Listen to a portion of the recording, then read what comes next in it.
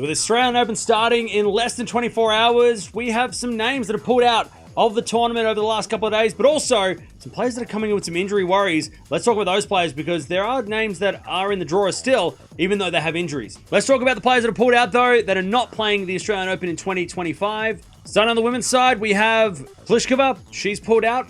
Wozniacki also pulled out during the week. Krejcikova also pulling out, the biggest name of the tournament so far to withdraw from the event. Boronia also having to pull out. Simona Halep pulled out of the qualifying after getting a wild cut into that, so she's not going to be here.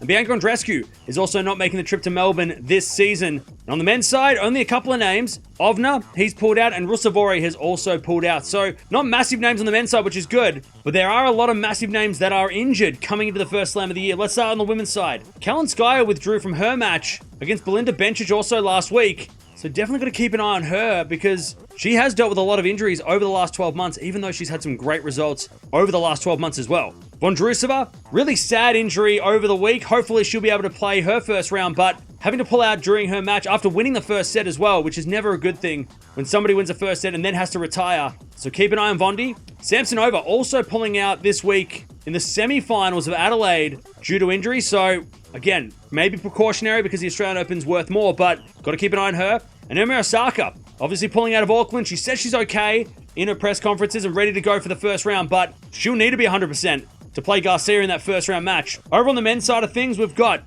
Dimitrov. He withdrew from a tournament last week in Brisbane, or 2 weeks ago now in Brisbane, as the defending champion. So hopefully Dimmy will be ready after a week off for his first round. Nick Kyrgios, he said it was a miracle that he was going to play this Open, and now he's going to be playing the Open, but he has a wrist injury, of course, that's giving him trouble after not playing for so long. But he also said he had an abdominal strain, so a couple of injuries there for Kyrgios. Let's see if he rocks up on Monday for his first round. Opelka had to retire the final of Brisbane due to a back problem, but hopefully that was just precautionary because he was so good against Djokovic that week, and it'd be a shame not to see him do well at the Australian Open after all the injuries he's had. And Kokkinakis pulling out of the tournament last week in Adelaide during the event, had a couple of rounds there. He also pulled out the week before in a tournament as well. So Kokkinakis coming in injured as well. Got to keep an eye on him. He's also dealt with a lot of injuries over his career. So there it is. Not too many big names on the men's side pulling out yet. Of course, there is still a couple of days to go. Some players might pull out after day one if they're playing day 2 or 3. So keep an eye on this